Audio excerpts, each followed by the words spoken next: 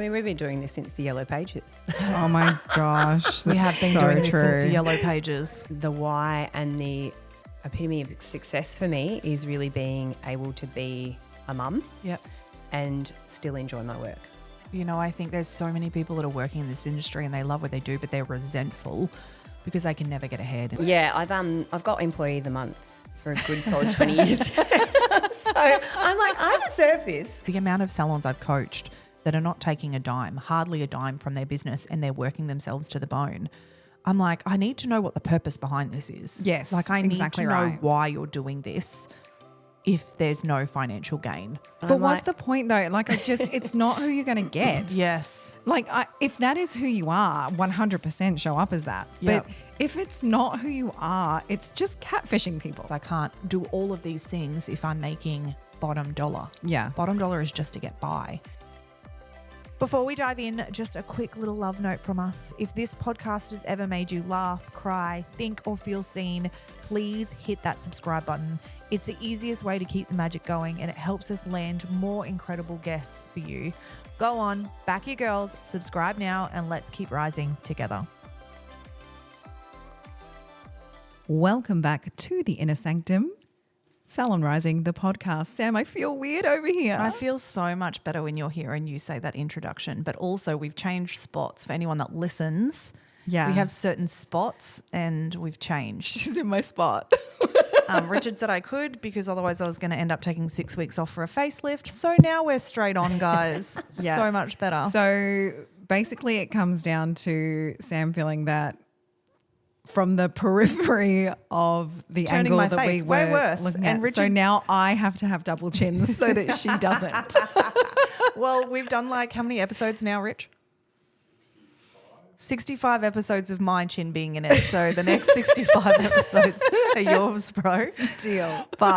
And then Richard kept saying no. And then he said, you know what? It takes me forever to find the right screen grabs because I know you'll hate it. So he'll let me move to this chair. I'm Yeah, very so excited. maybe like if you're listening, this isn't going to make a difference, but in a reel, you'll notice that perhaps we're sitting in Differently. different spots. Yeah. And that's okay.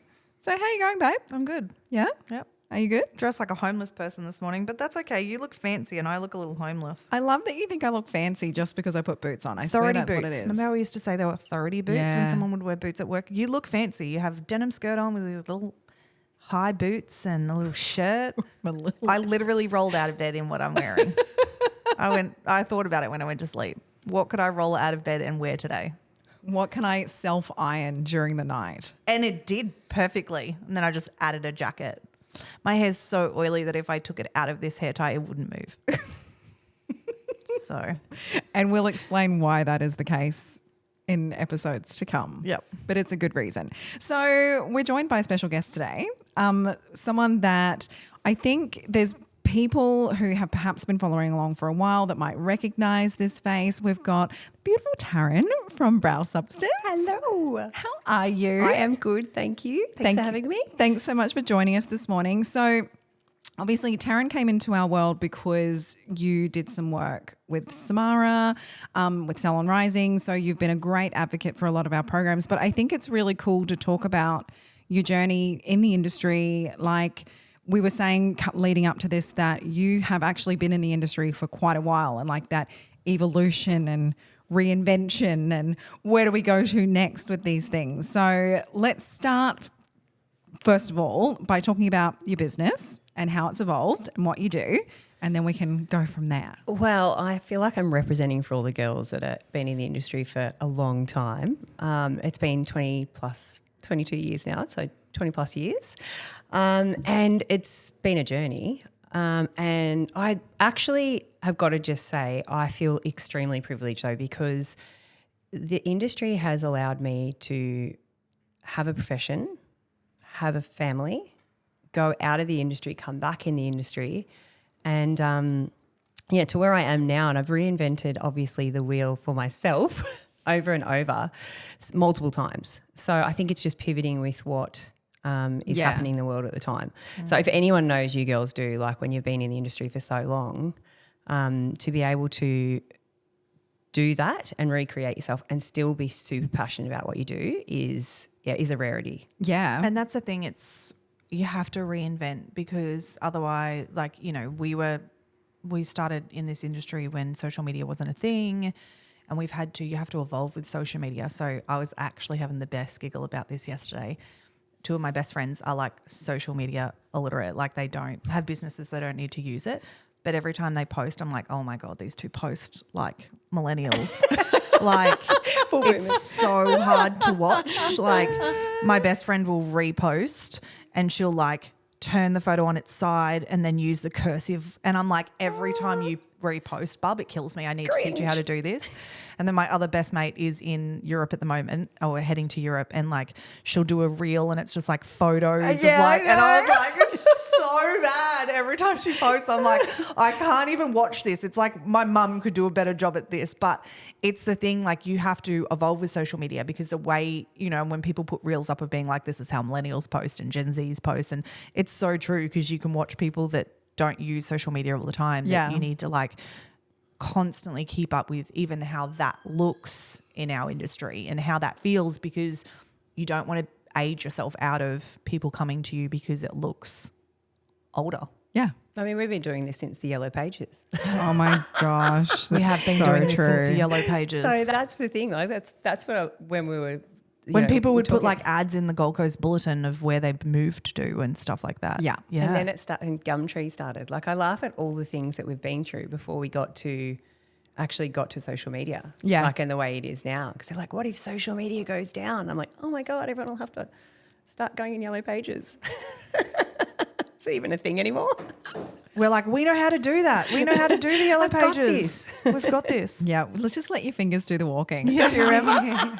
Not happy, Jan. She missed your ad. Oh my God, I forgot that ad. Not happy, Jan. Sorry to all you young ones that are listening to this right now. Like, shut up. But, you know, when it goes back to the Yellow Pages, we got you. We'll teach you how to do it. It's so true, though. I was even having this conversation with my young girls the other day, and we were talking about something, and they're like, wow, when was that? And there's a comedian, and I urge you to watch her because she's hilarious, Eliza Schlesinger or something like that.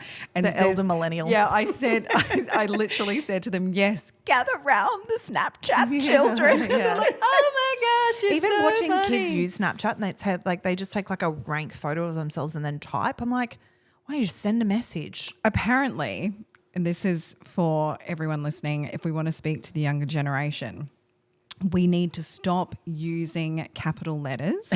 They find them abrupt and offensive. So it's just one long sentence all in lowercase. No punctuation or grammar. No punctuation. Yes. Otherwise it feels like you're yelling at them. No, too bad. Learn to appropriately But I feel like there has to be an understanding in both ways. Like there has to be an understanding of all generations for generations to be able to work together. I laugh though, because you know what it's like when you don't use like punctuation, like how it can sound. Like it can be misconstrued. And you'd have to undo that on I love an predictive text. exclamation You really mark. would. Oh, it's pretty much my entire feed. Everything. But I in my defense, because I am an overuser of an exclamation mark, I very much speak like I write. Yeah. Like it's like, oh my God, this is so exciting. I can't wait to see you. Like I don't use full stops. Feel like I that. only use exclamation marks. It's Yeah. terrifying. Yeah. I'm like, I read over a sentence and I'm like, cool, you've just used 14 exclamation marks in 2 sentences. Yes. Do you know when your audio text though and you go exclamation mark, exclamation mark, exclamation mark, because it's texting for you and you actually have to say exclamation. That's when you know it's too much. It's too much. But anyway, we've gotten off track. Yeah. But it's an interesting topic because... For sure. And also like I will message my team and then just like no one responds. This is just like what they do these days. Yeah. And then I'll come into work. I'll be like, it was so nice for me to like send you guys a message telling you how much I love and adore you. Good chat, guys. For no one to respond. No one. And then like a love heart will appear and I'll be like, Amy, that was 4 days later. It's only because I just yelled at you. Like, Doesn't I'm count. like, respond. Like just like it or just be like, love you too. Like, don't just leave me on red when I wrote something nice about you, cows. Like, but that's just what they all do. And then Yeah. they're like, I didn't know what to write. I don't know what was appropriate. I'm like, just write back. Thanks. Like, Just something. I'm like sitting on the other side like, great, everyone hates me. No one's responding. But see, the person that comes to mind when we talk about this journey, right, which is totally unrelated to our industry, but you'll see me circle back and how I got here, is Madonna.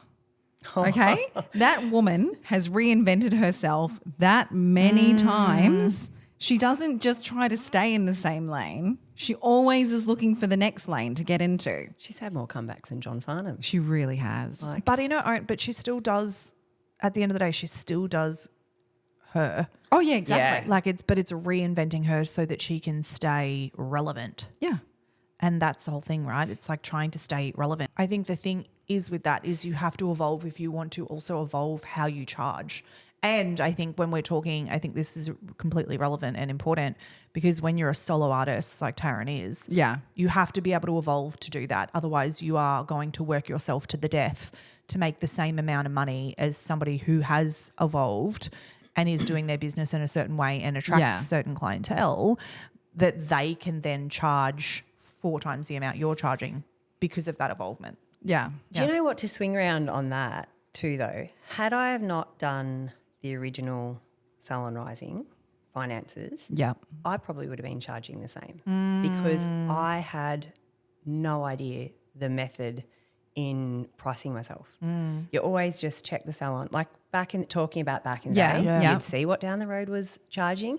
You didn't think about the breakdown of costs. Like you didn't, well, I didn't. And then you would, I think that's when the guilt creeps in to what you charge. Like you're like, I only can put it up by this much because I feel guilty charging more. 100%. Whereas when you know the method behind it, you're like, oh no, I have to charge this. Otherwise I may as well just go get a job. Yeah. It's like that. Rich and I were actually talking about earlier, having that understanding behind you, it gives you accountability to be able to back yourself in what you're saying. Like it was almost like I had a boss saying, this is what we charge now. Yes. Like this is what it is and you just have to charge that. Not, oh my God, I can't. Yeah, no. For you, it's going to be this because I can't charge you that.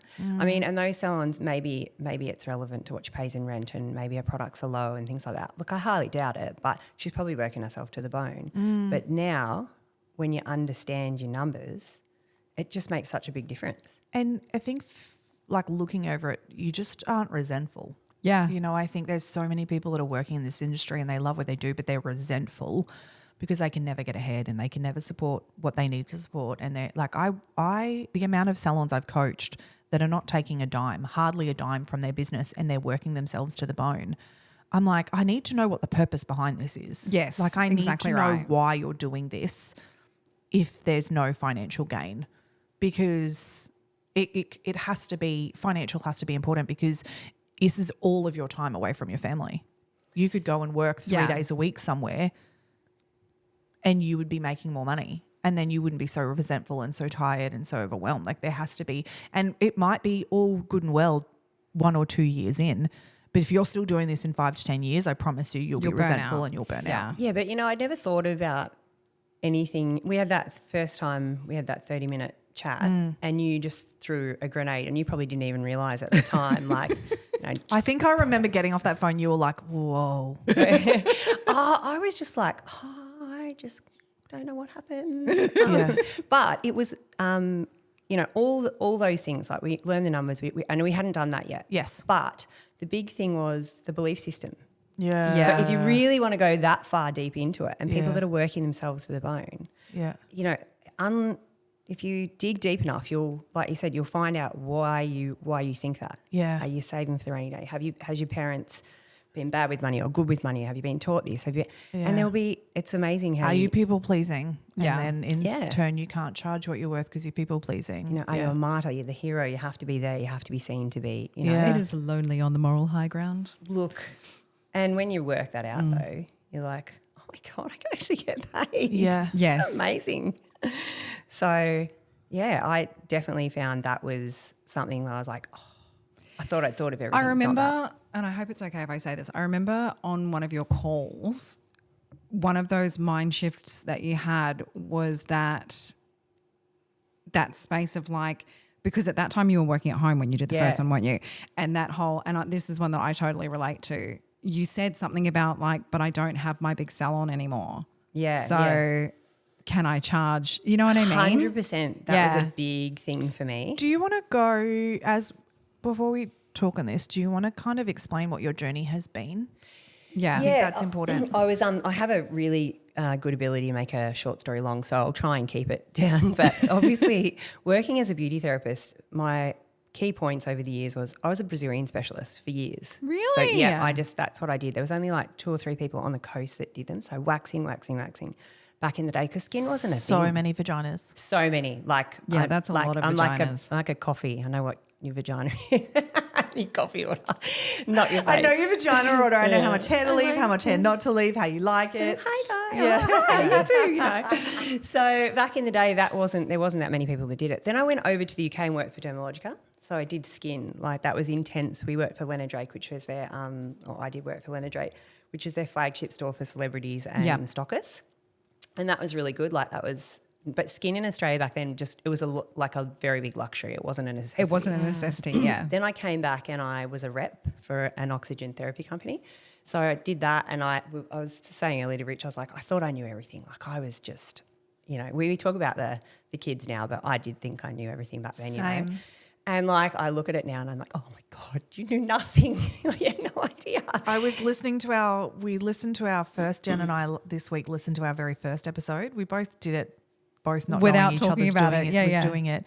But yeah, it's the same thing. Like I was reflecting and you're like, oh, when I thought I knew everything. I was like, well, I don't need to learn anything else because I already know everything. Done here. Yeah. Yeah, it's just a classic. But no, I then went back into working for someone. I helped them set up their beauty stuff from internally. And I went out of the industry for a little while and went into property.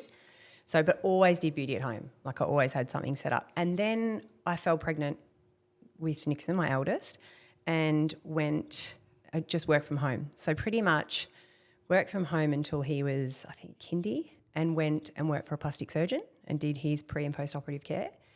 And then was at home that whole time. So pretty much 14 years I had a really awesome little studio set up at home, like, and it worked perfectly, like had the kids. And that's why I say I'm so lucky. Our industry is so good for things like that, having this trade, because we can have kids and we can still work and to whatever capacity you want to do that at. Yeah. So for me, it was a couple of days, you know.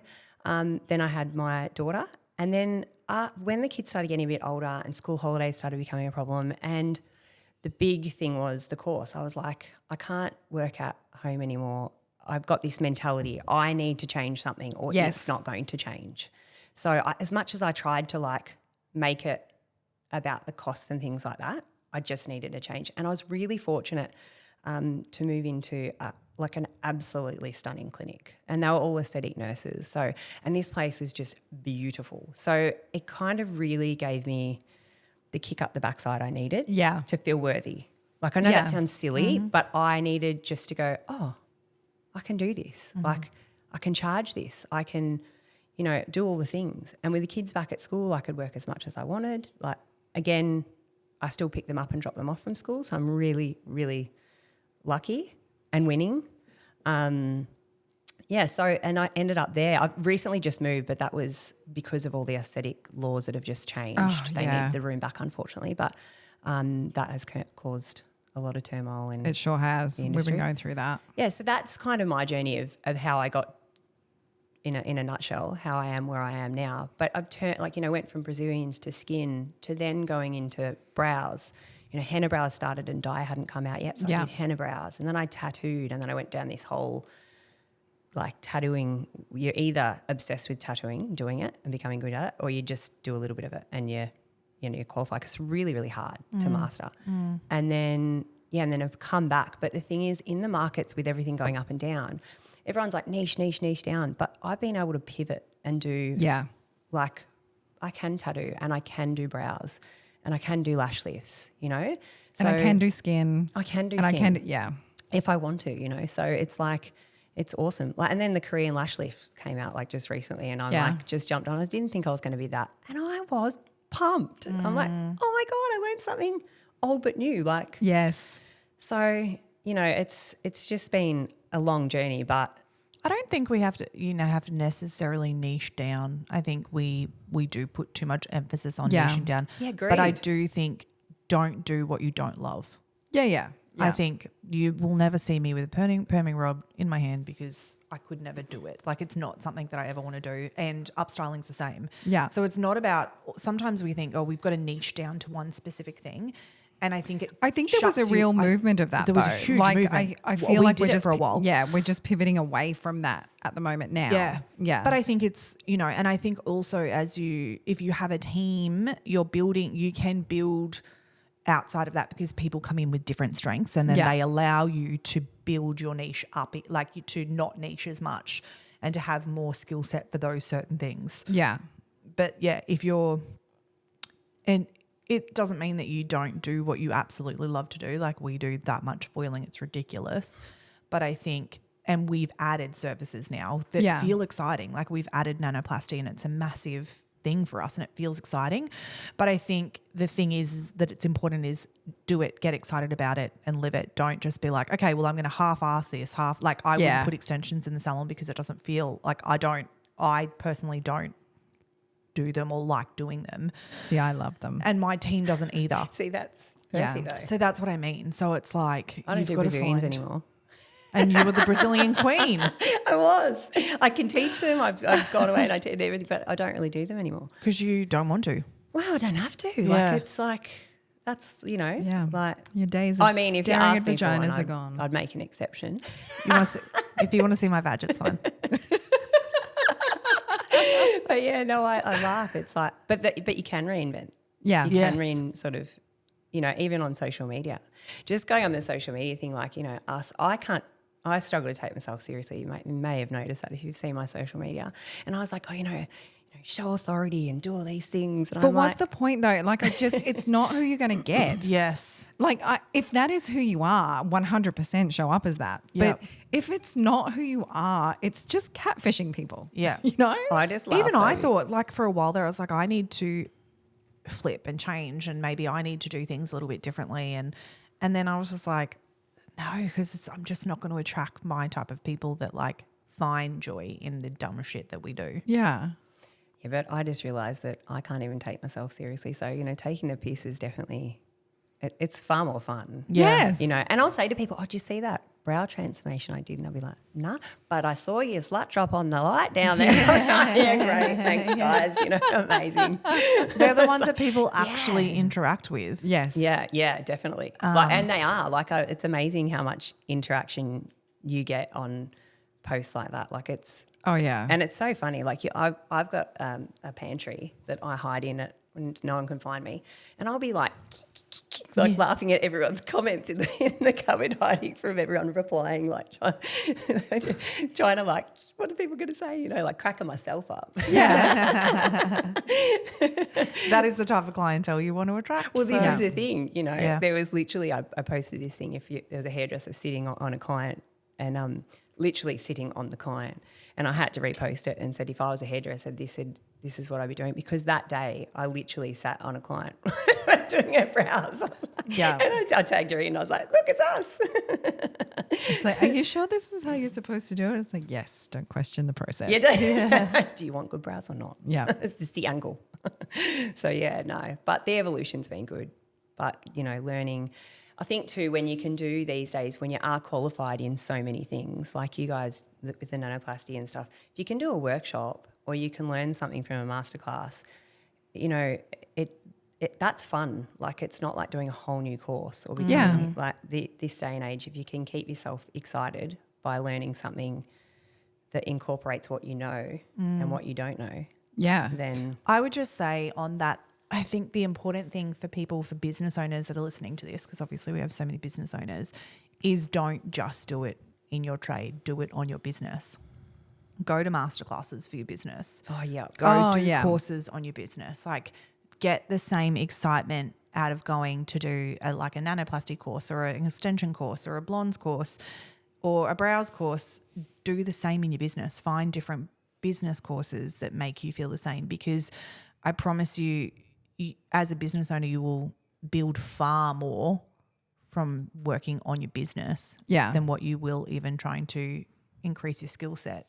And it's important to be excited about building your business, right? Like, yeah, totally. You would have felt that after you did it. Like, you have this like new lease on life almost. And Jen and I have it. Like, Jen messaged me the other day. It was real cute actually, and was like, what did you say? Something about the spreadsheets.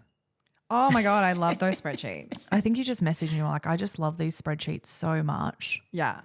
But it probably makes a difference that you understand them. Like you Yeah. probably didn't always look at No, I You didn't. probably didn't always get excited I about a still spreadsheet. find like, and Richard will attest to this because he's like, oh my fucking God, Jenny, just do the spreadsheet.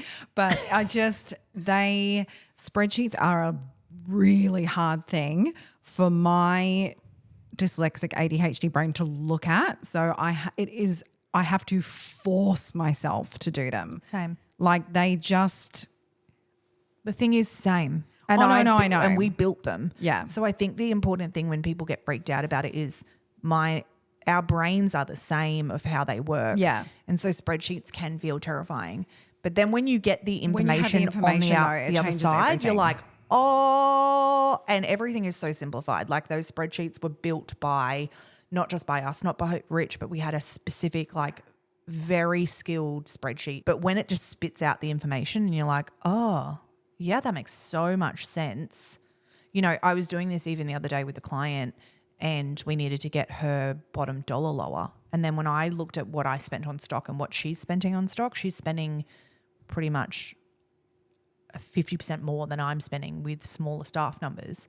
So it's like if I can just get that down and you save yourself $1,000 a week in stock, that's where your bottom dollar changes. And then she was like, oh, I'm really excited about this now. So now I'm going to go in. And this is exactly what I did as well. I pulled my stock down probably 40%. Yeah. But it doesn't feel exciting. It just feels like ordering stock until you know your numbers and you're actually excited about beating that, because it can't just be about necessarily always about making more. It has to be about reducing costs at the same time, because and everything is understanding increasing. too. Like I just think about when we did the incomings, ins and outs with the spreadsheet in the oh my God, I nearly died. Yeah. Like, and of all the things I'm like that I thought were business related that weren't. Yeah. And you're like, I'm not making any money. It's like, well, that's interesting because 50% of what your expenses are your expenses, bro. I remember before I divvied up my bank accounts and I was like, I'll just go to Bali, like, and just use that account. Like I'm like looking at everything now. I'm like, oh, that's embarrassing. You're an idiot. It's like, oh, actually, Just no. actually understanding, and also Yeah. the little things that add up that you don't, like the Spotifys and like so your music and stuff like that. Everything that's coming out that you can then account for and then break down and then understand all the things that you take out because you realise they're not. But I also always say, like, there's a real gratitude piece that I feel like you come across when you find those other things as well. Because, you know, when people are feeling like disenfranchised with their business and, oh, I'm just not making any money, like when you also look at those things that your business is paying for that you'd have to pay for, you're like, oh, I'm doing all right. Like, you know what I mean? Like there's like that. Especially too if you're paying yourself. Like I'm getting a wage. Like I'm actually getting. And plus all my phone is paid. And Yeah, my Spotify like is all paid those and, things that you know, would have to pay for anyway. my fuel's being So- paid and, you know, like, but people don't think about all those things. They just think I did die I'm this getting year. less on my wage. But I did die this year when I just got my tax bill and I was like, I don't want to pay that. Yeah. My husband goes, but you made that, so you have to pay that. And I was like, oh, fine, but I've already got it there. Yeah. Yeah. So I can just And again, go. that thing too is like tax makes everybody feel like it used to for me. It used to make me feel like finally I'm on top and now I have to pay this tax and now I'm back behind again. But I have a different mindset about it, right? Exactly. You're like, I'd rather not pay this, but I don't have an option because if I worked for someone, I would be paying this. And it also is a big thing if you don't have it there. Yes. So like in the case, I'm lucky, obviously I work for myself, so it's not as big as say what it would be here. But like I feel like I'm actually organised. You know when you wear matching undies and bra and you're like, Oh, yeah. oh, my life is so together right now. If I have a car accident right now, these people are going to think, man, she's got her shit together. If I had a car accident right now, people would not think that. It's just as much a mess underneath it is as on top. You jazzed it up with a jacket though. So. Yeah. Nothing like a compression bra and some like beige underwear. Feeling very beige. But yeah, I just think it's interesting. Then you just stop feeling negative about tax, especially if it's sitting there. Yeah. Yeah. And I make people put more away than what they should, because then there's always money sitting there, and then that feels good too. Yeah, it feels like a win. Yeah, little pots of money in different places makes you feel great. We had that discussion this morning. You know, just little Yes. like pots of money that you're like, okay, that's not necessarily needed right now, but if I need to take from it, I will. And being able to kind of build different accounts like that, that's where it starts to feel really exciting as you build businesses. And it can be in a small, very small way when you're like by yourself, or it can be in a large way when you have when you've got a bigger business. Yeah. But yeah, it just allows you to be able to, like, as you said, like if you're like, I want to go to Bali, it's going to cost me this much. I'm going to just try and work that little bit harder each week to put this much away a week for that specific thing. Because I think it's very easy as a business owner to not be goal orientated and just do the weeks by weeks. There's nothing behind that's like motivating you and pushing you to being like, this is what I actually want to achieve this week for this reason. Yeah. I've actually started paying myself a bonus. Love that. Oh, that's so good. Yeah, I've got employee of the month for a good solid 20 years. So I'm like, I deserve this. And I invest it. So like I invest in metals, but so every month I put the bonus in. So I pay myself like a smaller amount each week. Yep. And then a bonus. Do you pay yourself a bonus based on what you achieve? Well, I haven't gone that far into it. I'm like, because I've only just started it because I was trying to work out, I was doing it differently and I needed to get it set up properly. So I worked out what I should be taking each week and I just pretty much halved that. So I take what I can live off. okay, so I'm going to push you even further to take back your wage. Yep. And then create a bonus system on top of that you get if you achieve that. Yeah. Because like otherwise, KPIs kind of? Is your own KPIs. Yeah. Otherwise you're paying yourself less wage. You may as well just pay yourself the same wage and invest that anyway rather than it being – but whereas if you create yourself targets, so say if you're like my goal is to make – so I'm pulling numbers out, but say your goal, your bottom dollar to do everything, to make everything, it's like $2,500 a week. Yep. You'd be like, my goal is to achieve that $3,000 so that I'm paying everything with that 2.5, everything's done. But my goal is to reach 3. So every week you're trying to push yourself to reach that 3. So anything between 2.5 and 3, you know that that's your bonus money. And then that goes into a separate account. Yeah, that's because a you're good like, idea. that's my bonus. Because otherwise all you're doing is just changing your wage to invest some.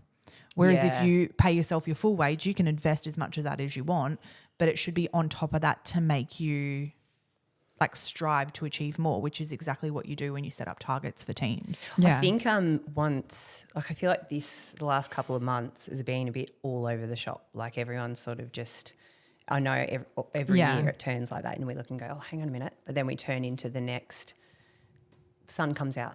So it's all going to be really consistent from September and through till, the new year. So I think it's something definitely that I should set up so that when the sun comes out. Also, and when it gets busy. But even though, even if you look at it, like Jen and I were talking just before, and I was like, okay, I look at the beginning of my week before my week starts. Yep. So even if it looks gappy, I'm like, all right, I actually need to just assess what this looks like for my week. And I'm like, cool, I'm already happy with where it's going to go. Anything on top of this is going to be great. So that's what I'm saying. If you looked at your week and you're already set to make 2, you're like, I've got to do 1,000 more. So if that's 1,000 more, and then we're just pulling numbers, but if that's 1,000 more, you're like, well, that $500 is easy because I know that it'll come from like this, this, and this. But that means I'm posting each day. I'm making sure that that's going to be filled. I'm making sure that I'm going to do that. I'm making sure I'm going to stay that afternoon and do that. I'll create content to try and fill this space for the week. It's those type of things that make your brain switch over. You're like, okay, for us, for example, I'd be like, I need 2 more nanoplasties this week. So my content is going to focus on getting that in because it's a great service. And my clients are obviously loving it and we know how to like recommend it and stuff like that. So that's a great service that's going to change so many people's lives. It's going to be easier, but I need 2 of them this week. It'll get me to where I want to be. So it makes you, even in these down times, switch your brain over to what I actually want to achieve. And because the dopamine that hits when you do that you know, you have that whiteboard out the back where it's like, this is what I'm set to make, this is what I'm going to achieve. It means that you're recommending the product. You know, like I have so many solo artists that I work with that they forget about their retail, they forget about those extra things just because they're on their own. So it just goes into the everyday, like, you know, just doing your thing. You're forgetting about those little things of, if you had a staff member, you would be encouraging these things. Yeah, yeah. So if I had someone to compete with me being... Yes. You would compete, right? Because Yep. you'd be like, I want to do this, I want to do more. Yeah. And you would have that in your back of your mind. But it's so easy as a business owner to be like, even as a business owner with staff, like it's so easy to be like, it's just not my it's just not my week this week. I'm tired. It's just not what I'm pushing. But if you give yourself a goal, whatever that may be above what you need to make, you're going to, and every week really go like, what am I actually going to do to fill that? What is that actually going to look like? Just do it for a month. At the end of the month, you might have made an extra $1,500 and you're like, whoa, that was just me being switched into me making a bonus on top of what it already is. And I think too, you pointing out something super simple is the fact that you go 2 nanoplasties is going to bring that up. Like Yes. For me, it's like 2 skin needles or 2 Yes. lash lifts, and Yeah. you're like, that is going to project that original number to something far higher. And then you think, how do I transfer that onto my social media?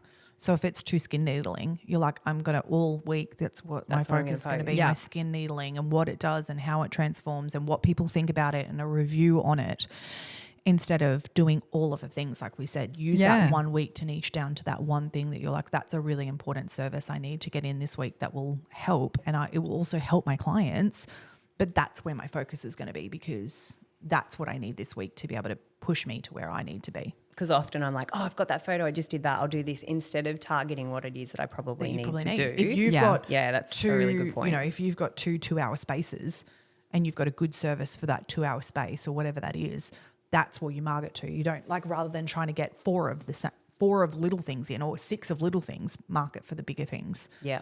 And really take your time and take care of that client.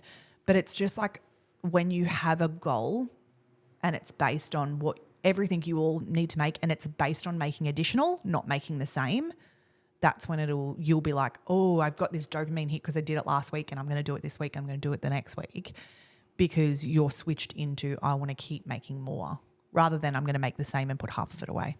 What's Also, your it's plans? Karen. manifesting. I was going to say, you know, when you know you've got a number, when you know you need to make this, but when you can make this and you push yourself that little bit further, because, you know, and that is something I would say I can be very complacent with. Oh, I've made that, that's fine. Yes. But you're right, reaching that little bit higher can make a massive difference. Yeah. And that's very much what our focus has changed to now, isn't it? Like we've moved away from, yes, obviously bottom dollar is still really, really important, but it's like we don't always want to be striving for bottom dollar. No, bottom dollar is just knowing what that number is. You know, to me, bottom dollar is, what have I got to make just to open this place? I don't want to be making that, because making that means I can't increase anyone's wages. I can't go out for dinners. I can't with them. I can't buy the things that Salon needs. I can't, you know, invest in new products. I can't do all of these things if I'm making bottom dollar. Yeah. Bottom dollar is just to get by. It is profit that's sitting after that allows me to move more in my business. Yeah. Yeah. And some weeks you don't. Like a couple of weeks ago, we had a really quiet week. I was off. I had 2 others off. It was just a quiet week. But because there's surplus sitting in other accounts, it's okay. Yeah. And I think that's the freedom in it as well. If you can be like, well, last week was good, and if this week is quiet because I've got kids footy and all the activities, it's okay, because last week's going to carry me over. Yeah. That's really nice too. Yeah. And it happens. I think we get Yeah. sucked in on Instagram thinking everyone's so busy, and then you think, oh God, I've got gaps.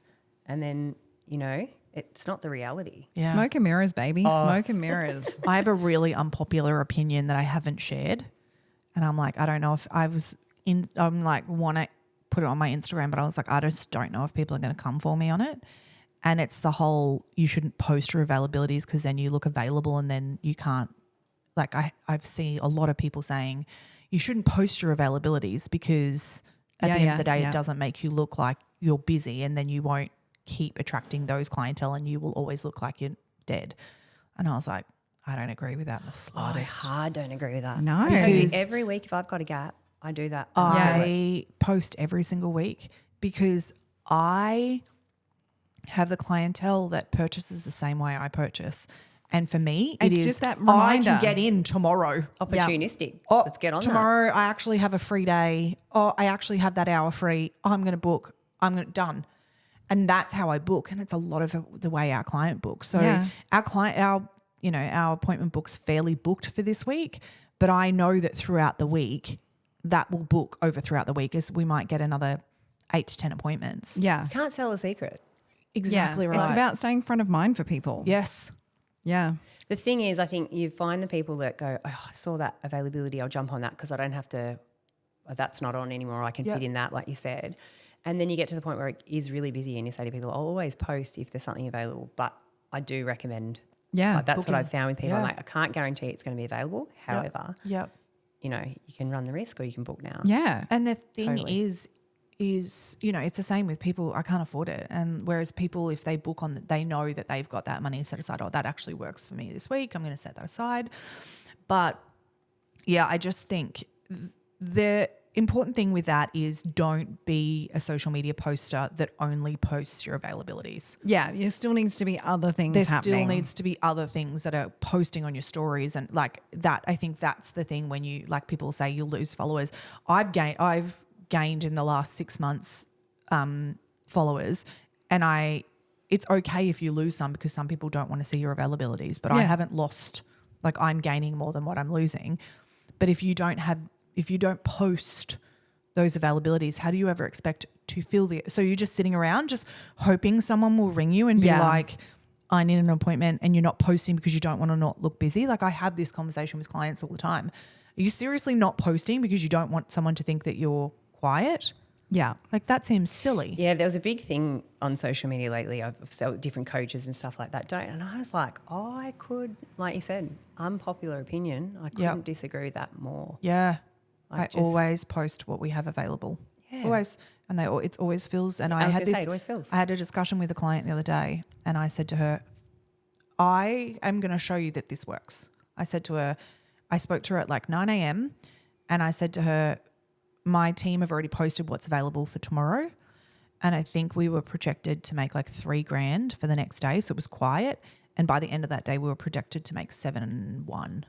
Yeah. And I was insane. like, there you go. Just for throwing Just it out from there. like throwing it out there and showing what that looked like. Yeah. Like, massive. Do you have a community on Instagram? Like, have you got the broadcast? I do, but I don't really ever post on it. I don't think it really does much. I think at the end of the day, your clientele, if they're following you, your story will generally always come up for them. Yeah, I haven't gone down that route, and I wondered if it was. I don't think it's. I'm not I going don't to go think it down works. that route.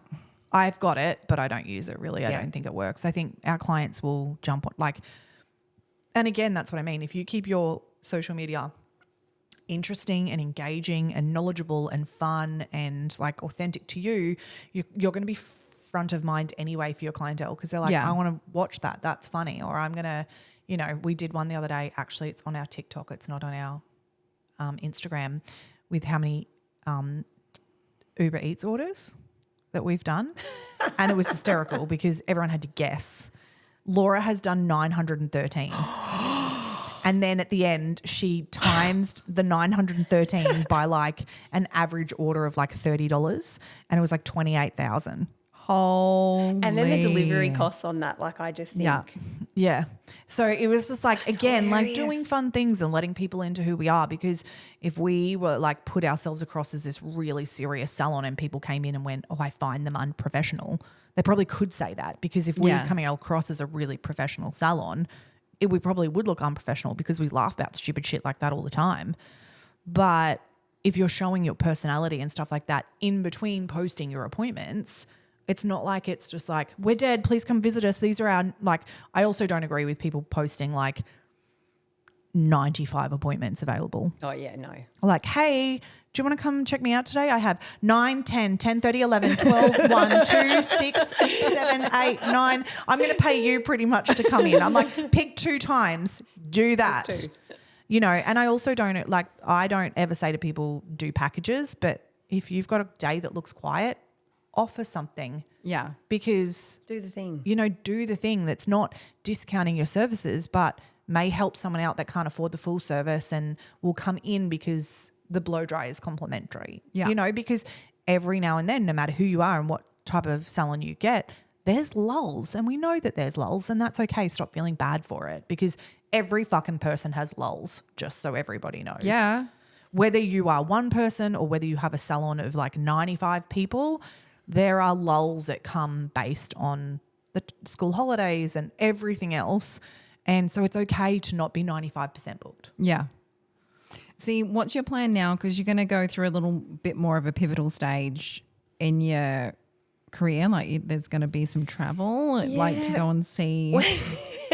Wow. As I said, I had to move out of skin to soul at the Q store, and I was lucky to jump over literally across the way to a salon, which was really fortunate because I didn't have to move too far. That's so good. That's great. Yeah, because that was a huge thing. I was like, oh my gosh, I feel like, it's been such a dreamy 18 months. And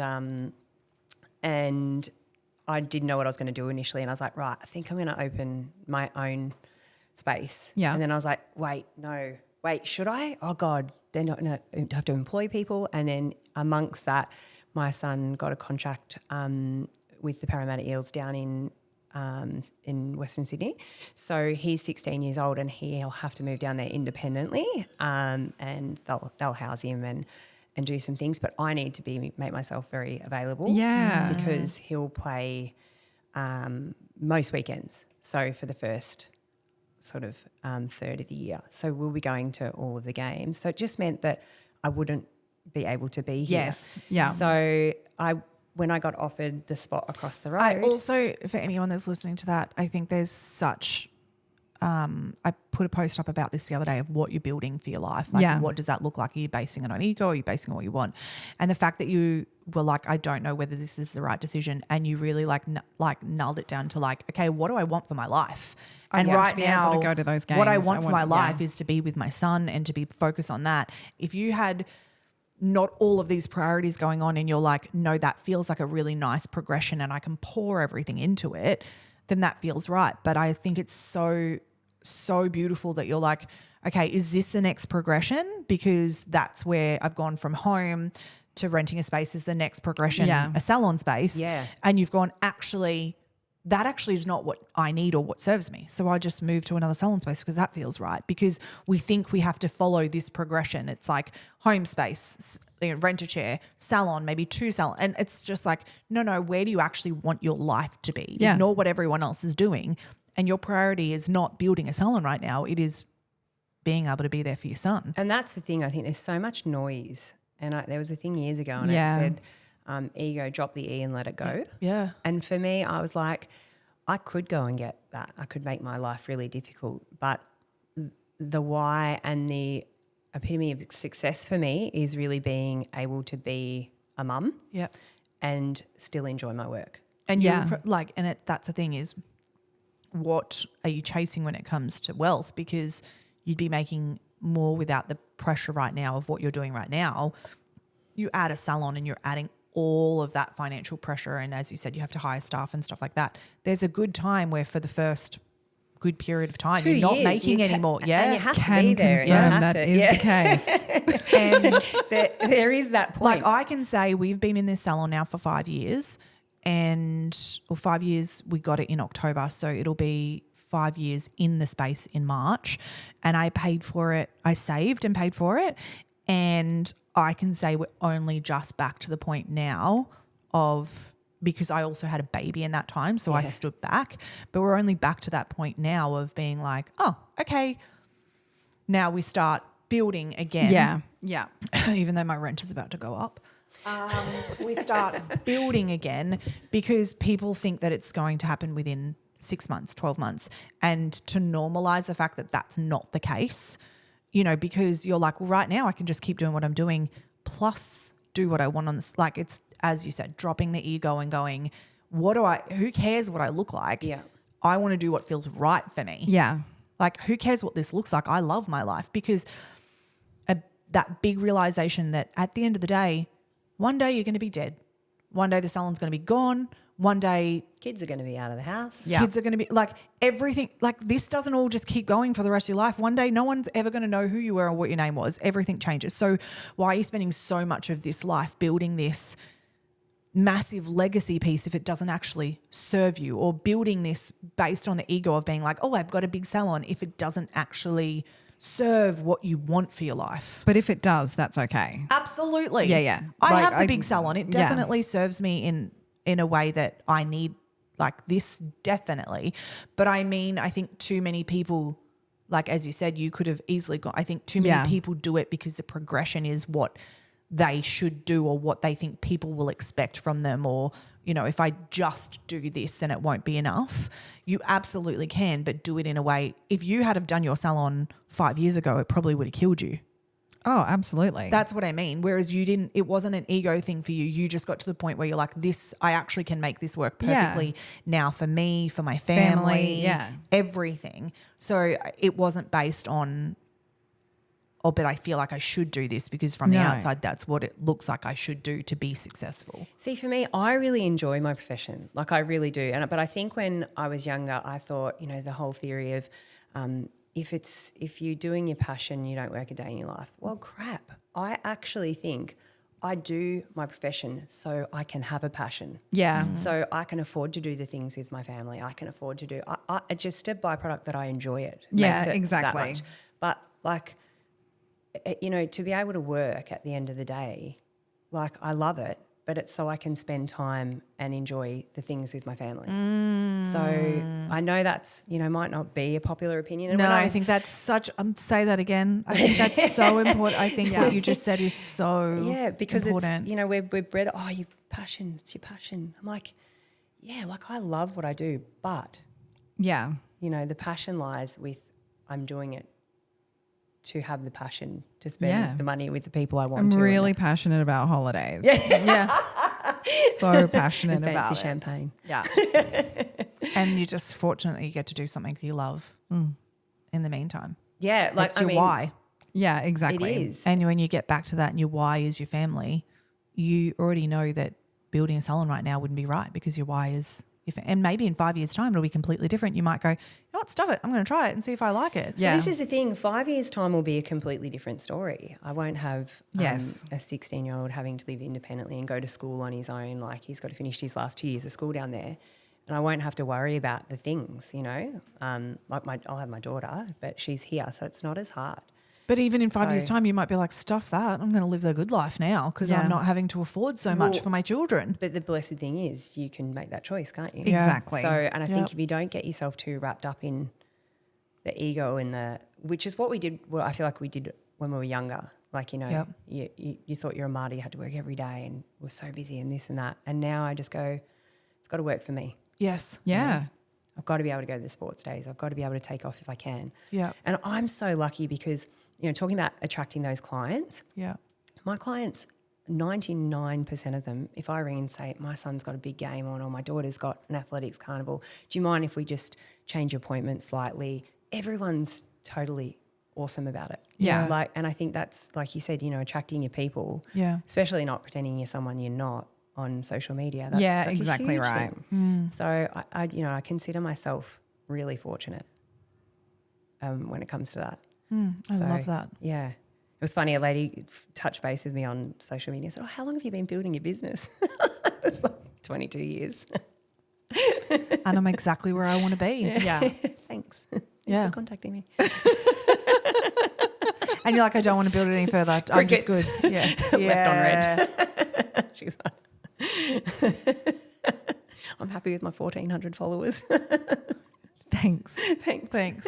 But that's the thing. It's, you know, what are you doing it for? And if it's, you know, you're like, cool, I've got spaces every now and then to take on a new client, but you've got to vibe with me and it's got to work and it's got to feel good. And that's where you're building your business from. It's not based on anything else of what it should look like. It's what you want it to look like for you. Can I ask on the flip side? So me working obviously as a sole trader, you where you are, what does building look like for you as a bigger business? I think, again, I'm exactly where you are right now, that I am. For so long I felt like I needed to keep building. Yeah. You know, more, because you get same thing. It doesn't stop. You just, because I have the salon doesn't stop that you feel like it should be more. Like, all right, well, I need more team and I need managers and I need all of the things. And I built to that. You know, there was 14 of us at one stage. And then you just realize that's not necessarily what you want, but you think from the outside that's what's going to look successful and that's what would potentially be successful.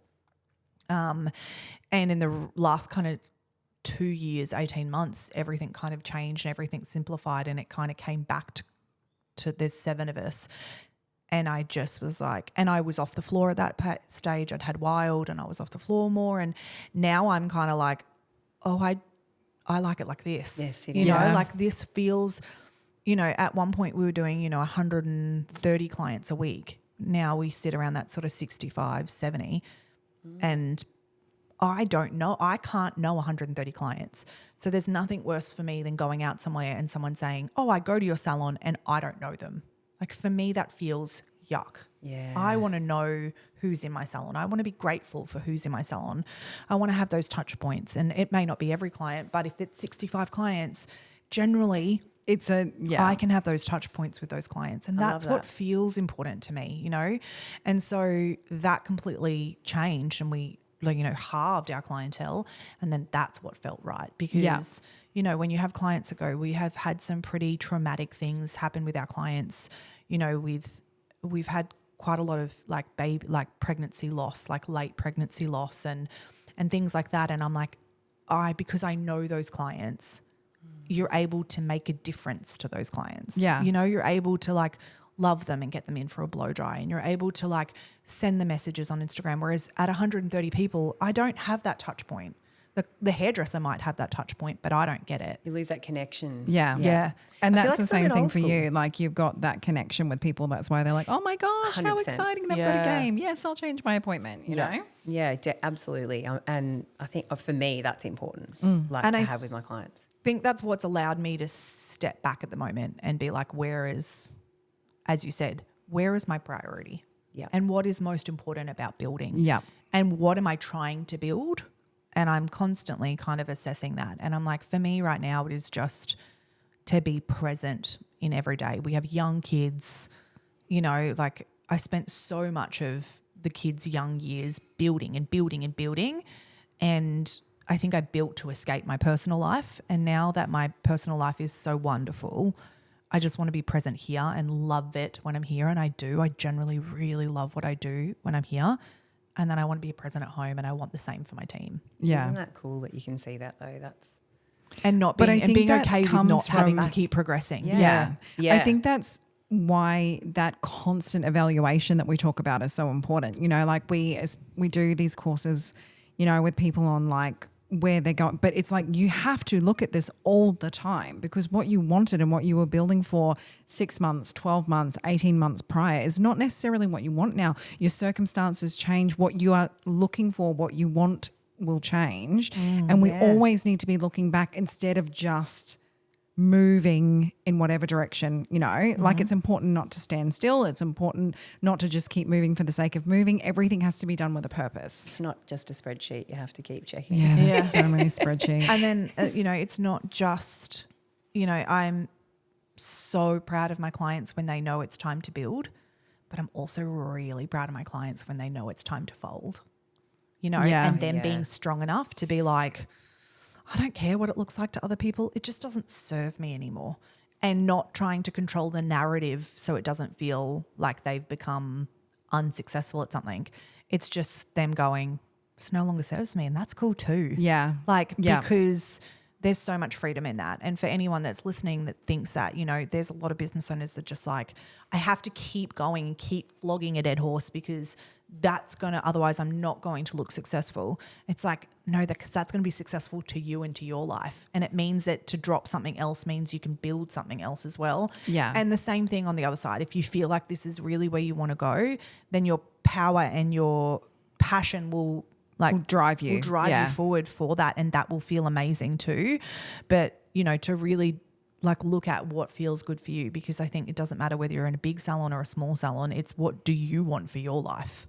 Yeah. because that's what's going to focus. That's what's going to change how successful a salon is. I think it's interesting the three of us being at different stages, For but yet we sure. can agree on the fact that even though we're all doing different things at different levels, like it's good that people hear that you're happy where you are, not to have to keep wanting to build, and that you've finally done what you're doing and growing in that direction, and that's amazing. And then it's okay just to also be on your own and sort of prioritise what, we're all at different stages with kids. So what works amongst our personal lives that we're now choosing to do what serves us. For sure. Yeah, I And love also behind all of that, spreadsheets. Because that. We're going to need some emotional spreadsheets. again, at the end of the day, each one of us have used the spreadsheets. You use the spreadsheets, obviously, to build your life. Jen's just used them to make sure that putting her staff members on is the powerful right decision. And she's been able to make that from a non-emotional place. She's been able to make that from a financial place, which makes all of the difference. Yeah. It's so nerve-wracking. Oh my gosh, yes. And then, at this point when my rent is about to go up and, you're trying to work out whether to take different things in and pay people more and stuff like that, again, you're making choices from a really strong financial knowing place and not just winging it to be like, that feels good, because these situations will keep happening. You've just had to move salons, so you need to make sure that works and affordability is there. You're looking at putting on staff, or I'm about to go up in rent. You need to know financially whether all of these things are affordable. Yeah, exactly. And not just make it from I'm fucking winging this and hoping for the best. So, we're in all different stages, but those spreadsheets work for all different stages as well. Taking that guesswork out of it, really. Yeah. Absolutely. And also move having with faith. super. Oh, yeah. What was that? Yes, not having super. Oh, yeah. Pay yourself super. I'm still not paying myself super. I'm going to start this year, though. Okay, good. It's part of the process. Yeah. I've spreadsheeted it. It's just... It's there. Yeah. It's just not the priority, which is okay. I do say to people, like, something like super when you work for yourself is choosable, and when you're in debt or when you're trying to build, it is something that you can decide to pause. Yeah. But don't pause it forever, because otherwise you're never going to have super, and you need to you're retire. missing out on all of that money. Yeah. And statistically, have you seen that women 55 years are the highest homeless Yeah. people?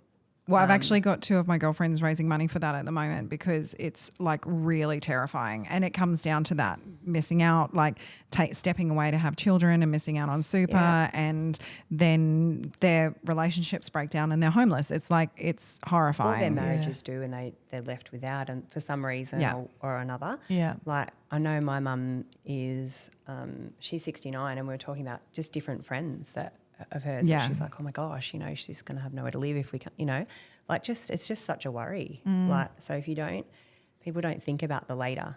Yeah. Yeah. And especially when you're young and you're building businesses, you're like, oh, well, it's like just something that I'm not going to think about. But 10 years of super unpaid is, you know, a lot of money once you retire one day, and you really have to focus on making And sure you can't eat your house, guys. Yeah. Just so you know. I went to a female financial advisor, and it was amazing, because what she did was she went backwards and said, what do you need to live off every year? And I was like, oh, I don't know.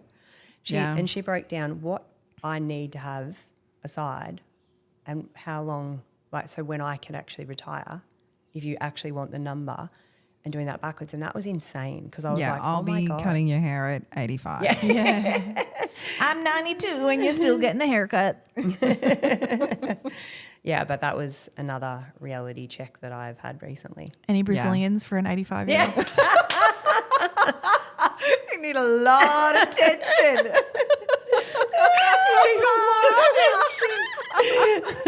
Hold here.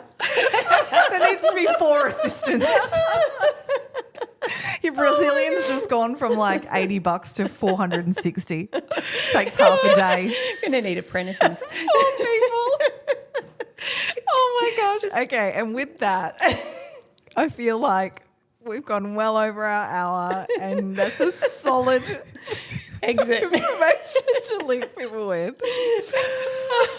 But thank you so so much. Thanks for having me. For coming on today. I really love watching your journey. Keep being your authentic self because it's so good. I just love it. And yeah, we're super proud of everything you've done and the choices that you've made since your Salon Rising journey. So thank you very much, It's been babe. amazing and it was really helpful, the Salon journey. Honestly, Salon Rising was a game changer for me. Still don't understand why they don't do it at school. Oh, Salon Rising's in high schools. Welcome. You're getting a Salon Rising course. You're in grade 10. Welcome to some spreadsheets. Yeah. But yes, thank you. Thank you for our treats you brought us. For anyone that it knows, food is the way to our hearts and we've got a whole bunch of them. So thank you for everything. For your support is always Thank you, big so wonderful for us. And, you're always our hype girl that says like, yes. And it means the world. Yeah. Thanks for having me. And thanks so much for listening, guys. We will be back again soon.